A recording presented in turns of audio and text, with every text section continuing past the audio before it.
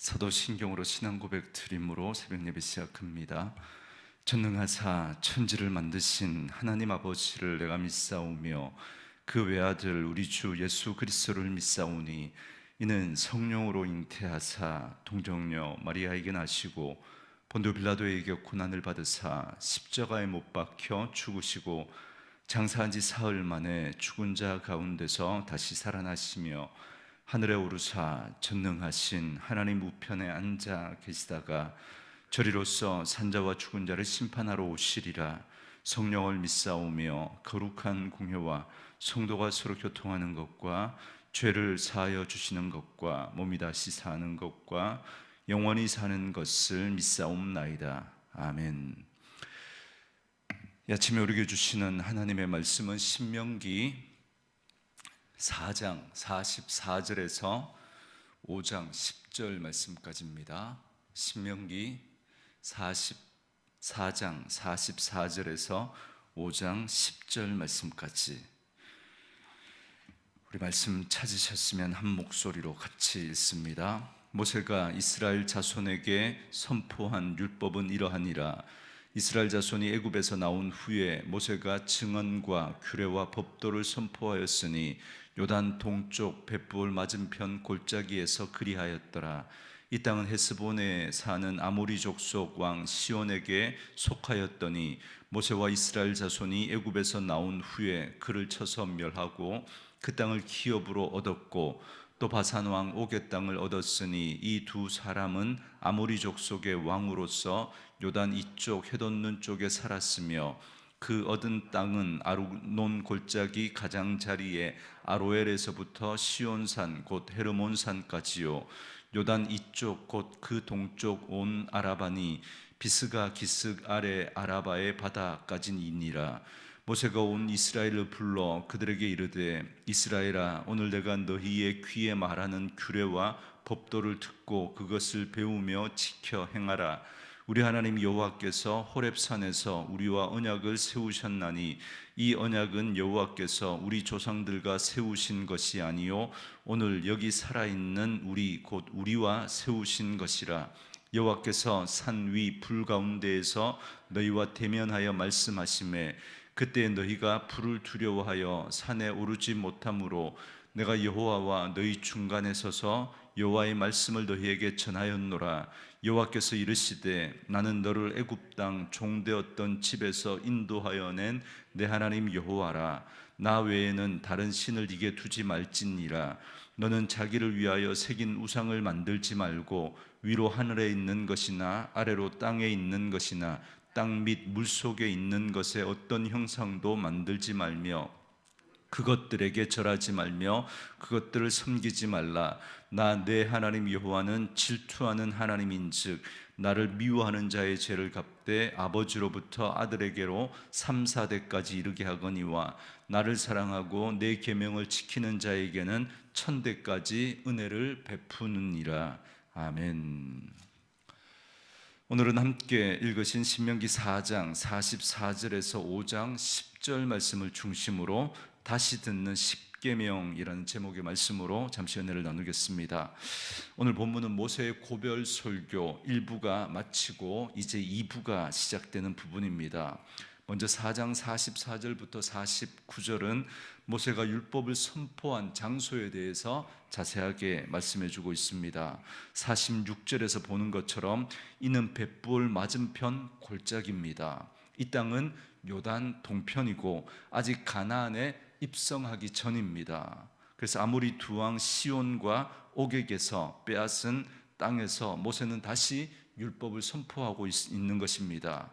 이는 이스라엘 백성들이 요단 동편에 아모리 두 왕을 쳐서 멸한 것처럼 이제 가나안 땅에 들어가서 하나님의 율법을 잘 지키고 순종하면 하나님이 그들에게 약속하신 모든 복을 주신다라는 사실을 생생하게 증거로 보여주시면서 지금 율법을 선포하고 있는 것입니다. 그리고 이제 5장부터는 본격적인 율법을 선포합니다. 먼저 1절부터 6절은 서론에 속하는 부분입니다. 2절과 3절에 보시면 우리 하나님 여호와께서 호렙산에서 우리와 언약을 세우셨나니 이 언약은 여호와께서 우리 조상들과 세우신 것이 아니요 오늘 여기 살아있는 우리 곧 우리와 세우신 것이다. 이렇게 말씀하고 있습니다. 여러분 잘 아시는 것처럼 호렙산에서 언약을 맺은 세대들은 부모 세대들입니다. 그들은 이미 광야에서 다 죽었습니다. 그들은 율법을 지키는데 실패했습니다. 끊임없이 하나님을 향해서 원망하고 불평하다가 결국 가데스 바네아의 그 반역으로 결국 그들은 광야 40년 세월 동안 그들은 다 죽었습니다. 그런데 모세는 호렙산의 그 언약이 그들의 부모들과 세웠던 것만이 아니라 지금 요단 동편에 있는 이 출애굽 2세대들과도 세운 언약이다, 그렇게 말하고 있습니다. 그래서 4절에 보시면 여호와께서 산 위 불 가운데서 너희와 대면하여 말씀했다라고 그렇게 말하고 있습니다. 이는 호렙산에서 십계명을 주실 때를 말합니다. 그러나 사실 그 당시에 출애굽 2세대들은 겨우 한두 살이었습니다. 그것도 가장 나이 많은 사람들이 그렇고 대부분은 아직 태어나지도 않았던 그런 상태였습니다. 그런데 모세는 너희와 언약을 세우신 것이다, 이렇게 말씀하고 있습니다. 그러니까 비록 당시에는 언약의 당사자가 아니었지만 믿음 안에서 그 언약은 대물림되었고 그 언약은 지금 출애굽 2세대와 한 것과 같다라고 말하고 있는 것입니다. 따라서 오늘 이 시대를 살아가는 우리에게도 동일합니다. 여러분 우리가 예수 그리스도 안에서 믿음으로 살기를 원한다면 바로 이 호렙산에서 이스라엘이 언약을 맺은 것과 같이 우리 역시도 언약의 당사자가 되는 것입니다. 그래서 이 언약은 하나님이 오늘 우리와도 체결한 언약이다, 그렇게 말할 수 있습니다. 따라서 우리는 모세와 이스라엘 백성들과 함께 그 언약에 참여한 것입니다. 오늘 우리는 신약 시대를 살아가기 때문에 이 언약이 우리와는 상관없다, 그렇게 생각해서는 안 됩니다. 여전히 이 율법은 오늘 우리에게도 분명한 신앙의 기준이 되고 우리의 그 믿음의 길을 말해주고 있는 것입니다. 그래서 모세는 이렇게 말합니다. 1절에 모세가 온 이스라엘을 불러 그들에게 이르되 이스라엘아 오늘 내가 너희의 귀에 말하는 규례와 법도를 듣고 그것을 배우며 지켜 행하라, 이렇게 말씀합니다. 여러분 여기에 보면 듣고 배우고 행하라라고 하는 이 세 단어가 중요합니다. 여러분 듣는다라는 말은 경청한다라는 의미입니다. 그냥 아무 생각 없이 듣는 게 아니라 온 마음과 온 인격을 다해서 정말 지금 하나님이 말씀하시는 그 말씀은 진리니까 내가 이 말씀은 하나님의 말씀으로 받겠다라고 하는 착하고 좋은 마음으로 그 말씀에 귀를 기울이는 걸 말합니다. 여러분 듣는 것이 굉장히 중요합니다. 그래서 믿음은 들음에서 난다고 그렇게 말씀하지 않습니까? 이 들음은 바로 경청입니다. 우리가 온 마음을 다하고 온 인격을 다해서 지금 하나님의 말씀이 내 가운데 선포되어질 때 내 생각을 끄집어내고 하나님의 생각을 내가 받습니다라고 하는 그 마음으로 말씀을 잘 들어야 합니다. 여러분 이스라엘 백성 출애굽 2세들 그 부모 세대들이 그 부모 세대들의 그 실패를 반복하지 않기 위해서는 우리가 이처럼 먼저 귀 기울여 들어야 합니다. 마찬가지로 오늘 우리도 귀를 기울여 듣는 것이 순종으로 가는 첫 번째 길이다라는 사실을 잊지 말아야 합니다. 이처럼 듣는 것이 너무 중요하지만 그것만으로는 부족합니다. 여러분 배워야 합니다. 여러분 여기서 배운다라는 말은 훈련의 의미를 여러분 강하게 가진 말입니다. 배움은 훈련입니다. 배우지 않고 올바른 그리스도인으로 세워지는 것은 어려운 일입니다. 우리는 듣는 것만으로는 만족하지 말아야 합니다. 배우지 않고 복음의 깊은 세계를 올바르게 알기는 어렵습니다. 배워야 좋은 그리스도인이 될 수 있습니다. 우리가 많은 부분은 알고 있지만, 그러나 우리가 그렇게 살지 못하는 이유 중에 하나가 배우지 않아서 그렇습니다. 훈련되지 않은 거죠. 예전에 하나님 없이 살아가던, 내가 주인 되어 살아가던 그 삶이 내게 너무나 익숙합니다. 이 패턴에 우리는 너무 익숙해 있기 때문에 알지만, 그러나 그 삶으로 우리가 행하지 못하는 겁니다. 그래서 우리가 듣고 행하는 것, 그 사이에 배우는 것이 필요합니다. 훈련인 것이죠. 우리가 교회에서 그래서 훈련하는 것입니다. 연습하는 것입니다. 이것이 우리의 삶에 익숙해지도록 우리는 반복해서 훈련할 필요가 있는 것입니다. 그리고 듣고 배웠으면 이제 행해야 합니다. 사도 바울은 빌립보 교인들을 향해서 너희는 내게 배우고 받고 듣고 본 바를 행하라, 그렇게 말씀합니다. 우리는 듣고 배우고 그리고 행하는 데까지 나아가야 합니다. 그래야 좋은 그리스도인이 될 수 있는 것이죠. 이는 여러분 신명기에서 계속해서 반복되는 말씀입니다. 모세는 다음 세대 이스라엘 백성들이 부모 세대의 그 실패를 되풀이하지 않기를 바라는 그 마음으로 신명기에서 계속해서 듣고 배우고 행하라라고 반복해서 말씀하고 있는 것입니다.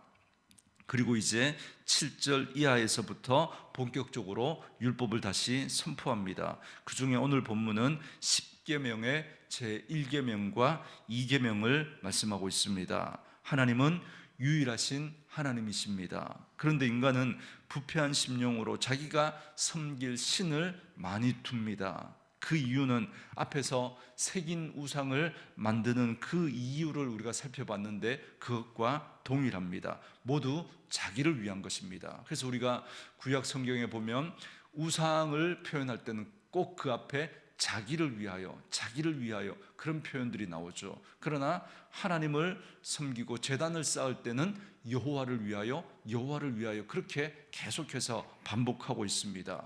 여러분, 신앙의 그 중심이 나에게 있느냐 하나님에게 있느냐, 이건 굉장히 중요한 문제입니다. 여러분, 우리가 예수님께서도 누구든지 나를 따라오려거든 자기를 부인하고 자기 십자가를 지고 나를 쫓으라고 그렇게 말씀하셨습니다. 여러분, 우리가 믿음 생활하면서도 자기를 부인하지 않고 여전히 내 중심적으로 신앙생활 한다면 여러분, 그건 바른 믿음이라고 말할 수 없습니다. 어찌 보면 그건 또 하나의 우상일 수 있습니다. 하나님이라고 하는 이름은 그렇게 하나님이라고 부르지만 또 하나의 우상이 될 수 있는 것입니다. 그래서 내가 믿는 하나님은 이런 하나님이라고 성경이 분명히 말씀하고 있지만 그 성경이 말씀하는 하나님이 내 생각하고 맞지 않으면 그 성경이 말하는 그 하나님을 밀어내고 내가 생각하는 하나님을 그냥 만들어 놓고 그 하나님을 섬기는 것입니다. 여러분, 그게 또 하나의 우상이 될 수 있는 것이죠. 여러분, 이방신을 섬기는 것이나 그건 조금도 다를 바가 없습니다. 왜요? 인간이 자기 욕망과 욕심을 따라서 만들어 놓은 그런 하나님이기 때문에, 그 하나님은 성경이 이야기하는 하나님이 아니기 때문에 그렇습니다. 오늘 우리도 마찬가지입니다. 하나님을 믿는다고 하지만 여전히 자기를 부인하지 못하고 여전히 탐심에 사로잡혀서 이 땅을 살아가고 내 욕심과 정욕을 따라 믿는다면 그건 헛된 신이 되고 우상이 되고 마는 것입니다. 하나님은 이렇게 이방신을 섬기거나 또는 하나님을 우상을 섬기듯 그렇게 하는 자들을 미워하신다고 말씀합니다. 9절에 보면 나를 미워하는 자의 죄를 갚되 이렇게 말씀합니다. 하나님을 미워하는 것은 다른 것이 아닙니다. 하나님과 다른 신들을 겸하여 섬기는 그 혼합주의나 또 탐심에 사로잡혀서 그 하나님을 자기 욕심대로 자기 정욕대로 섬기려고 하는 이것이 바로 하나님을 미워하는 것입니다. 이런 신앙은 여러분 기독교를 무당 종교로 만들어 버리는 것입니다. 그런데 이런 사람에 대한 하나님의 징계가 무엇입니까? 그들의 죄를 아버지와 아들 3, 4대에 묻겠다라고 이렇게 말씀합니다. 그리고 그 반대 경우에는 이렇게 말씀하시죠. 10절에 나를 사랑하고 내 계명을 지키는 자에게는 천대까지 은혜를 베푸느니라. 여러분, 이 말씀에서 하나님을 사랑하는 것이란 무엇입니까? 바로 하나님의 계명을 지키는 것을 말합니다.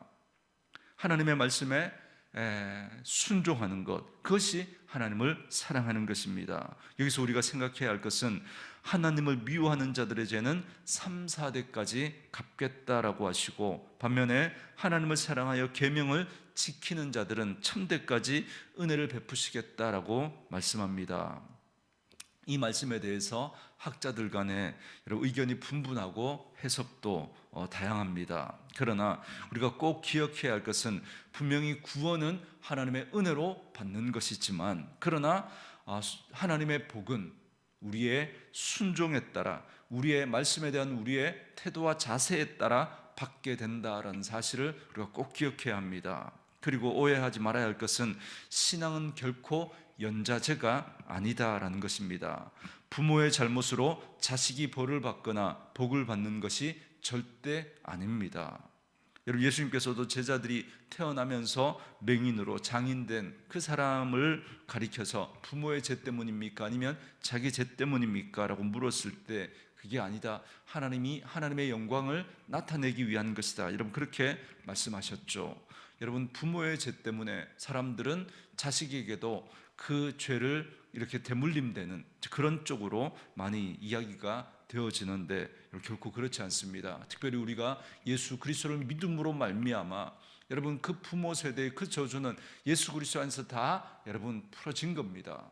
그런데도 예수 믿고 난 다음에도 저주의 사슬을 끊어야 된다라고 그렇게 이야기를 하는 분들이 있는데 결코 그렇지 않습니다.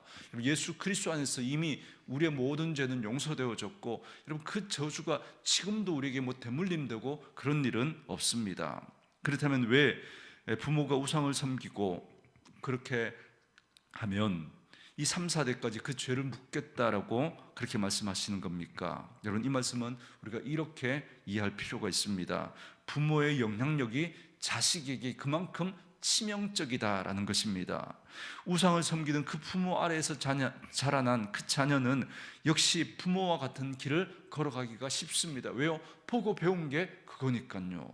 그래서 그 부정적인 영향력이 그 자녀들에게, 그리고 그 자녀의 자녀인 그 손주들에게 고스란히 대물림되는 것입니다.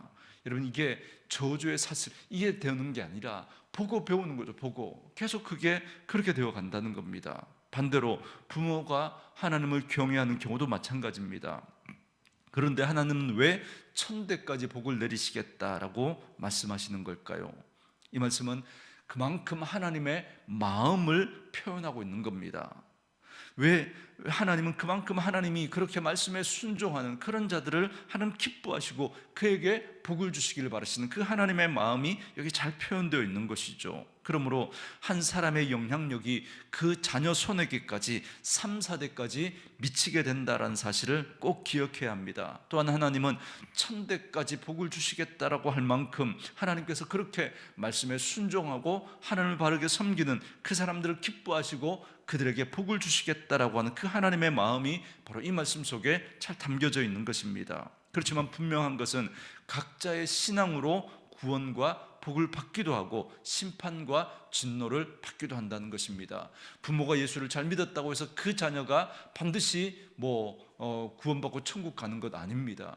그 부모의 신앙이 자녀들이 보고 배워서 자녀들이 자기 신앙으로 고백하고 그 하나님을 섬길 때 그에게 구원이 임하고 하나님의 복이 임할 수 있다라는 사실을 꼭 기억해야 합니다. 그러므로 오늘 말씀을 통해서 우리는 하나님을 온전히 섬기는 것이 얼마나 복인지를 알고 얼마나 하나님이 기뻐하시는 일인지를 기억해야 합니다. 반면에 이방신과 우상은 절대로 우리에게 복을 주지 못한다라는 사실을 기억해야 합니다. 나아가 정말 우리가 하나님을 섬기지만 우상을 섬기듯 그렇게 우리가 탐심을 버리지 못한다면, 그래서 내 생각으로 내 욕심대로 그렇게 하나님을 섬긴다면 그것 역시도 우상에 지나지 않는다는 사실을 꼭 기억하시고 그 일을 하나님이 싫어하시고 그 일로 인해서 우리 자신뿐만 아니라 우리의 자녀들, 우리의 가족까지 또 우리 주변에 있는 사람들에게까지 영향력을 끼치게 된다는 사실을 꼭 기억해야 합니다. 그러므로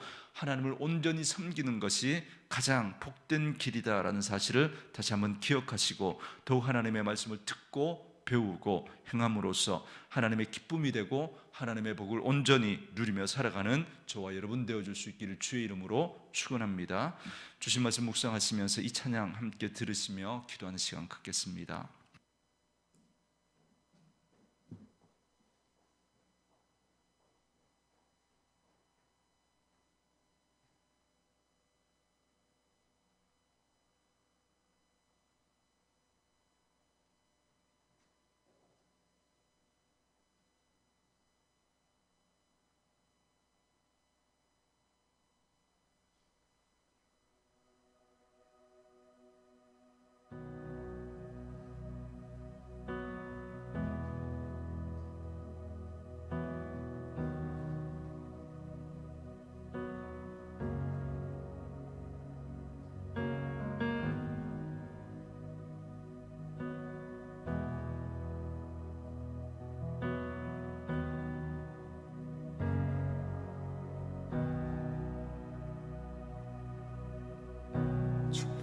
축복하시고 지키시며 주의 얼굴 비추사 은혜 베푸시고 널 향하여 얼굴 드사 평강 주시리.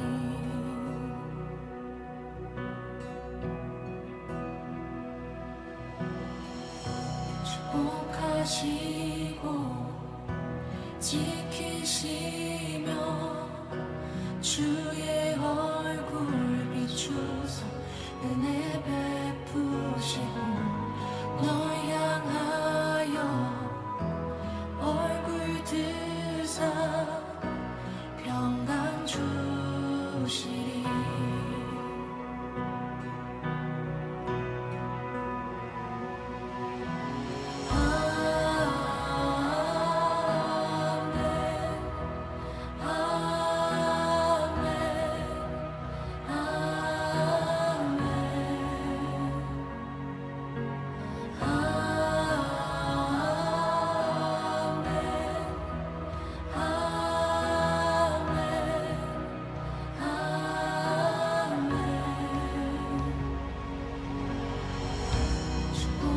축복하시고 지키시며